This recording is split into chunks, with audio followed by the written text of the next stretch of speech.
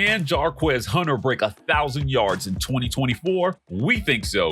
Here's why you should too. Once upon a time in a land far, far away, Auburn produced 1,000-yard rushers like it was nothing. Dating all the way back to the turn of the century, Rudy Johnson gets us kicked off with 1,567 yards in Tommy Tuberville's second season as head coach at Auburn. Ronnie Brown came behind him with 1,008 yards in 2002. Cadillac Williams followed up Ronnie Brown's 2002 season with 1,307 yards in 2003, a season that ended in injury but set the stage for 2004, where he followed up with 1,165 yards on the ground in an undefeated campaign for the Auburn Tigers. 2005 was the year of the always eccentric Kenny Irons, who turned in 1,293 yards on the ground. The 06, 07, and 08 campaigns amazingly saw no 1,000-yard rushers for Auburn. The Tigers got back to their 1K rushing ways in 2009 when Ben Tate ran for 1,362 on the ground. Now, we all remember 2010 when Auburn went undefeated all the way to the national championship, in large part from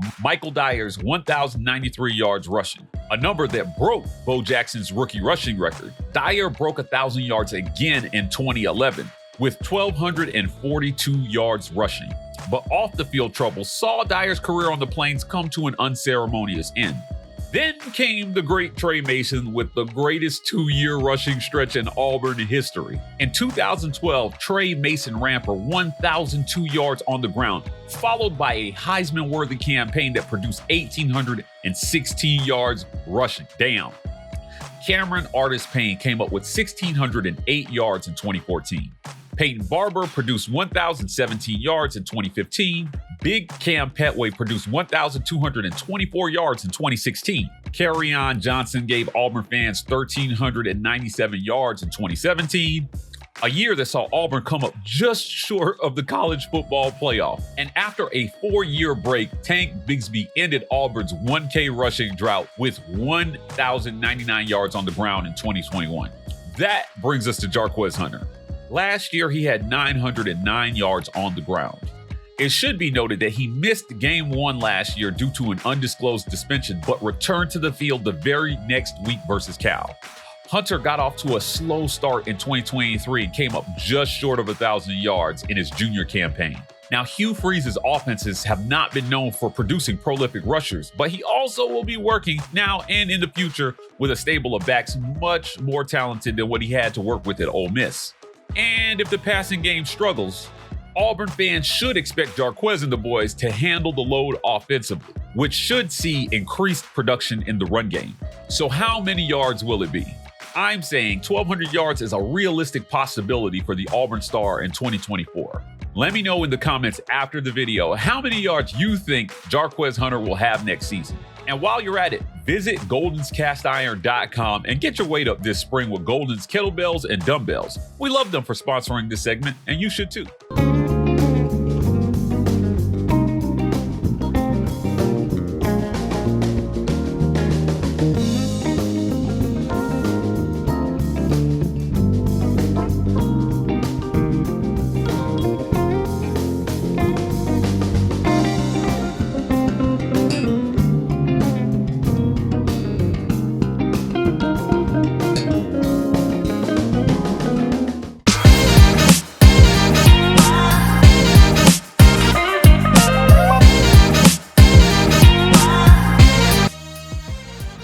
I'm here with Auburn women's basketball Coach Johnnie Harris, third year on the Plains, Coach.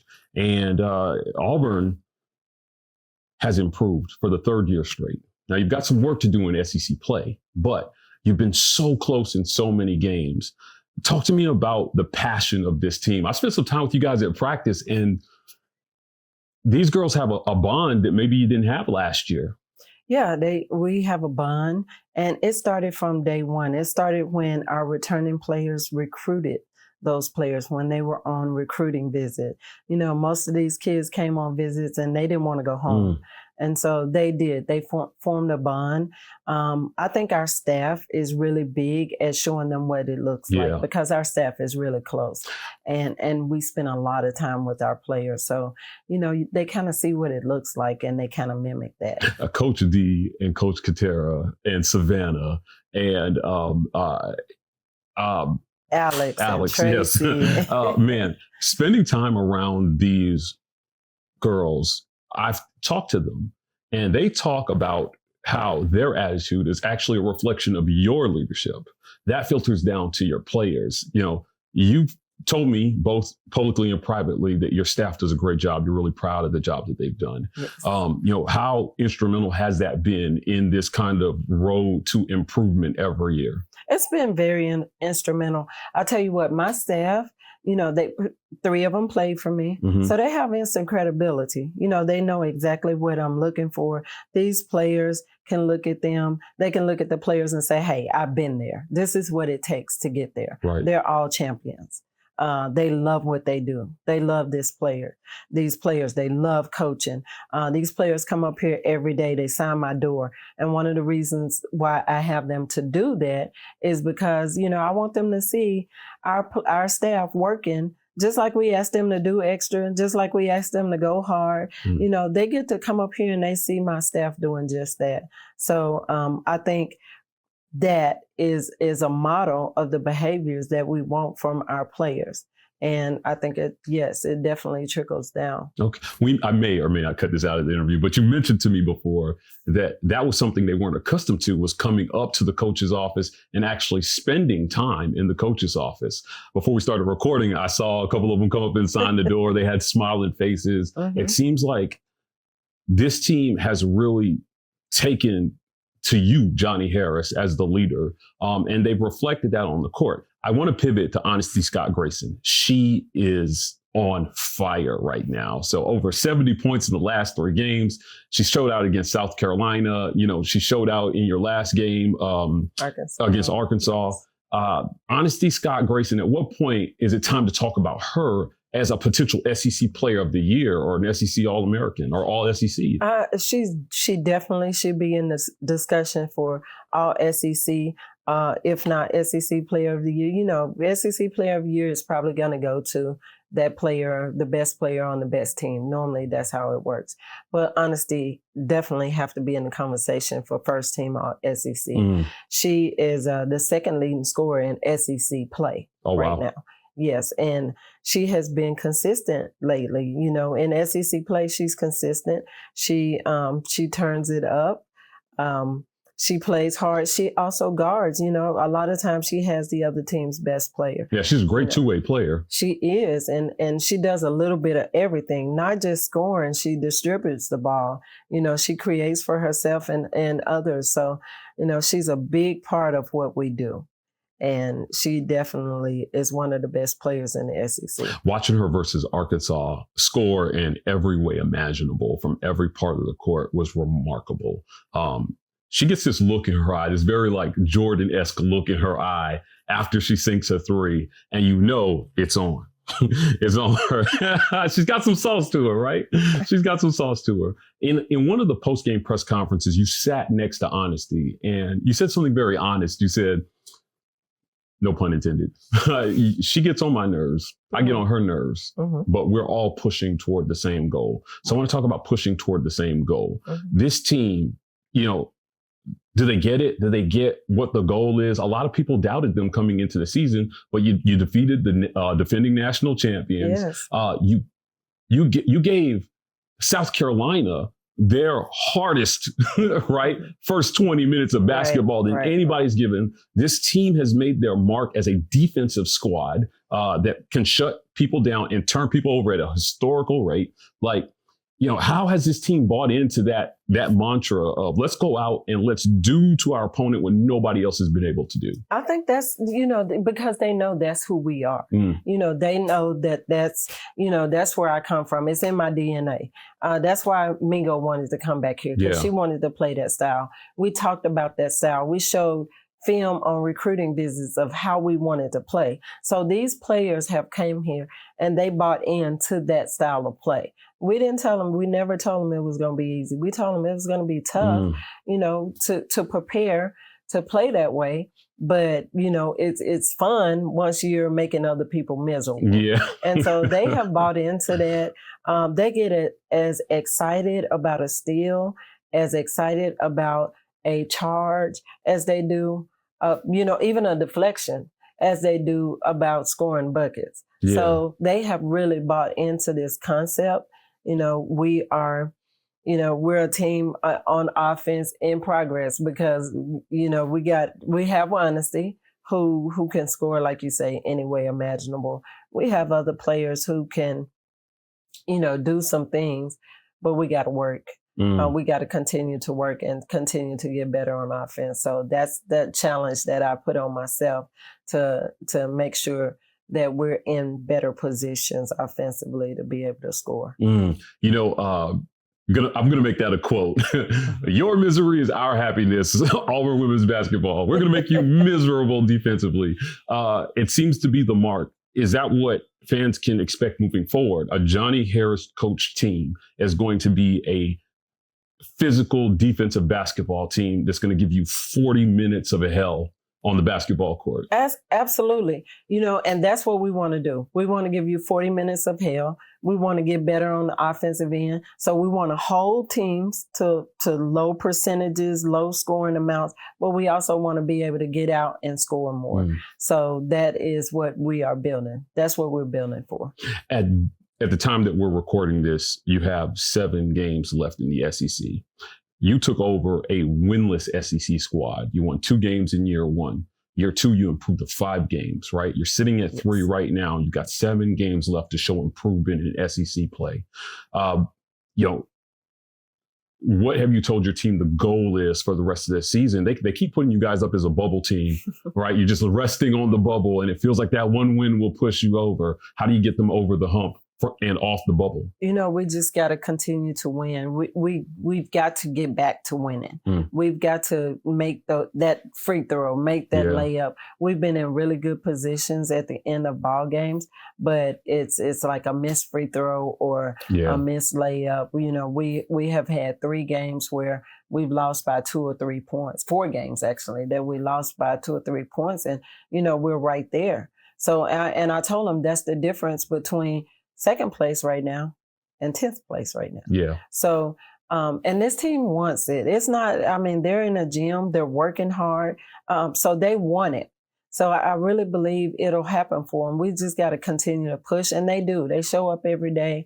We're working hard, and I really believe that we're going to get it done. I really believe we're going to get it done. It's one game at a time. We have to get this next one, but I believe we're going to get it done. You said something that I think is important for fans to know, how close it has been this season. That extra free throw, that one extra 3, that foul you didn't commit.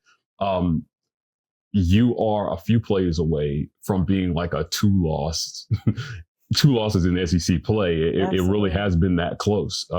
Now, I know you love your team and you love the effort these girls have given, but you've also talked about needing to improve year over year. The honesty has been amazing, but she does come back next year, and you've got to find the next Honesty Scott Grayson. NIL is a big part of that.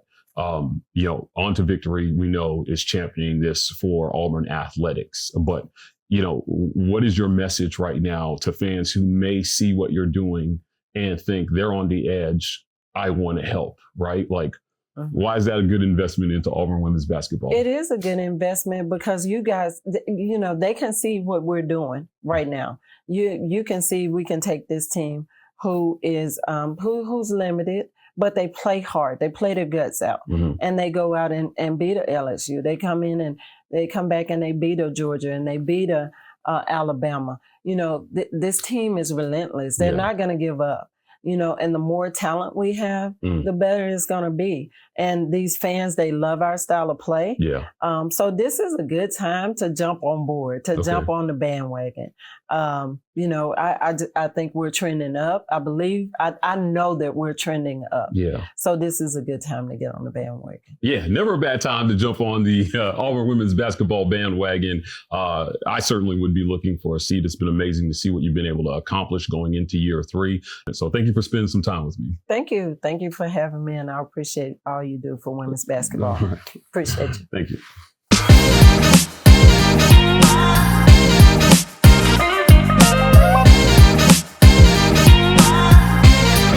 I'm here with Lance Dawe, reporter for thewarreport.com, to talk a little bit about Auburn football's rushing game in 2024. Lance, let's jump right in here, dude.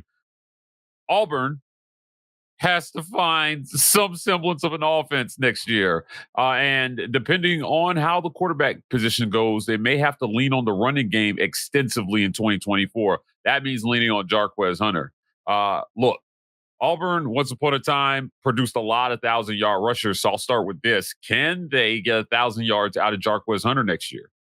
It's going to be very difficult, but I do think it is absolutely on the table. When you look at the way that Hugh Freeze has operated his offenses, going all the way back to his time at Ole Miss, it's usually been running back by committee. So not a lot of opportunities for guys to even crack 800 yards. In fact, if you want to go through his time with the Rebels, he only had two different guys crack 800 yards rushing during his time there. I believe his best rusher was actually Jeff Scott in 2012, his first season. His time at Liberty was a little bit different. He started leaning on the run game a little bit more, still by committee though, and he did crack 1,000 yards with a rusher in 2019, but he has not done it since. So Hugh Freeze, not known to produce a ton of 1,000-yard rushers, but as his career has progressed, he has leaned towards running the ball, I think, a little bit more than maybe he showed during his time with the Rebels. So he's not lent himself to maybe kind of find that 1,000-yard rusher, and not necessarily given a guy the amount of carries that they would need to produce. But Jarquez Hunter, you look at his numbers, man, 5.7 yards per carry a season ago. I believe 6.2 on his career. This guy can get yardage, especially after contact. If anybody's going to do it, even with a lack of bell cow back carries, I think that Jarquez Hunter could absolutely do it. Now, there are a couple of different things that he needs to do and Auburn needs to do in order for him to get to that 1,000-yard spot. Obviously, Auburn needs to stay committed to the ground game. You mentioned it there. If Auburn's going to have a functioning offense in 2024, I think people would start to project the ground game has a lot to do with that. Obviously, there's a very talented backfield, but Jarquez Hunter, I think we'd both agree, is the best back in that field. Hugh Freeze has said it himself. Jarquez may be the best back he's ever coached. You have to stay committed to that running game, Mike, even if that means you go by committee. Ian Freeze, again, has proven that he can do this with a 1,000-yard rusher in a committee if he really does hammer the ground game like he did in 2019 at Liberty. Hunter also has to stay healthy. He was out the first game of the season in 2023, but if he's able to play all 13 games, if Auburn does make a bowl game, you'd like to think, based on yards per carry averages, him getting enough carries, he's going to get close to that 1,000-yard mark, if not pushing over it. And he also needs to avoid having a midseason lull. This was something interesting, Mike, that I pulled up here before our conversation about Jarquez Hunter and his numbers through the season. So he's been with the Tigers for 3 years now, right? And if you go and break this down by month, he's got a little bit of a midseason lull going on throughout his career. In September, he's got almost 700 rushing yards with a 6.0 yard per carry.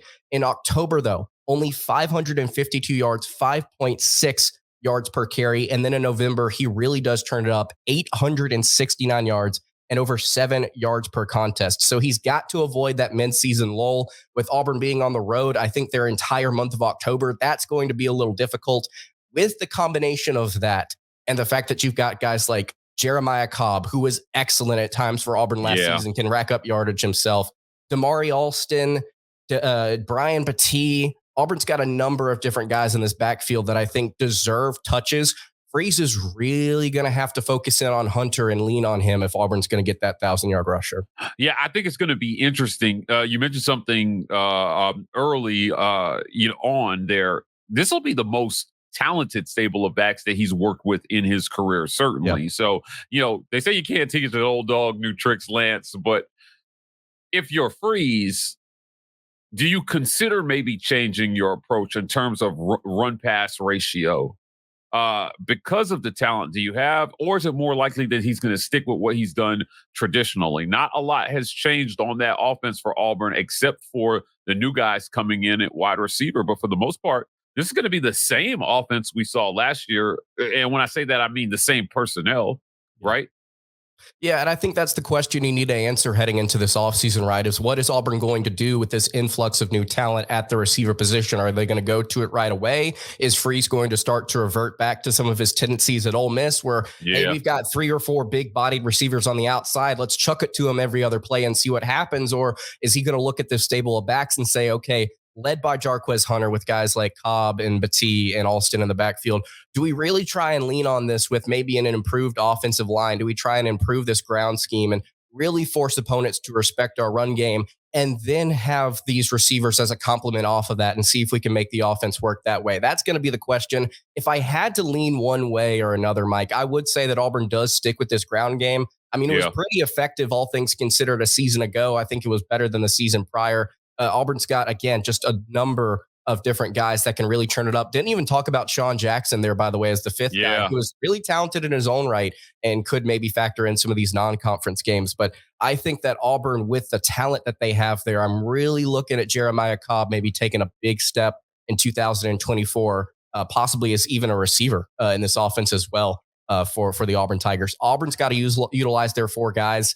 And I think Freeze would think himself foolish if he did not give those guys a ton of time. Yeah, while we're talking about it, right? Like, I want to pull up Auburn's 2024 schedule. You mentioned, I want to close talking about kind of the midseason lull that you said Jarquez Hunter kind of goes through, right? Auburn's got a pretty tough stretch. They open SEC play September 21st against Arkansas, Lance, and then they go Oklahoma, Georgia, Missouri, Kentucky. That's one of the toughest stretches in college football. Now, Auburn has 3 games against teams that will have finished in the top 10 of the AP top 10. So you've got Missouri was a top 10 team. Georgia was a top 10 team. Alabama's at the end of the season. They were a top 10 team. But you also got a respectable Oklahoma team that was just outside the top 10 that will be on your schedule. They're coming to the Plains. How much do you think they're going to lean on the run during that stretch? The big complaint for a lot of the wide receivers was lack of opportunities in last year's offense. I got to imagine that there's not going to be a whole lot of lack of opportunities if they can't trust the quarterback, especially during this tough stretch. But, is it possible that he could break that midseason lull stretch this year, given, the tough opponents that they have right there in the middle of the schedule? I think the hope has to be that he can this season, because if you look at those teams right there, Georgia, Oklahoma, Missouri, I mean, those were 3 really solid defenses a season ago. Missouri surprisingly good in the SEC, just as a defense as a whole, including stopping the run. Georgia, obviously, we know what they're capable of. Oklahoma improved underneath Brent Venables. But yeah, Auburn's going to have to, at the very least, hope that he breaks that spell. And if they don't hope, they're going to have to try and establish it. And so you would assume that he is able to, at least statistically, kind of break that midseason lull. Now, will his yards per carry take a bit of a dip if Auburn leans on him?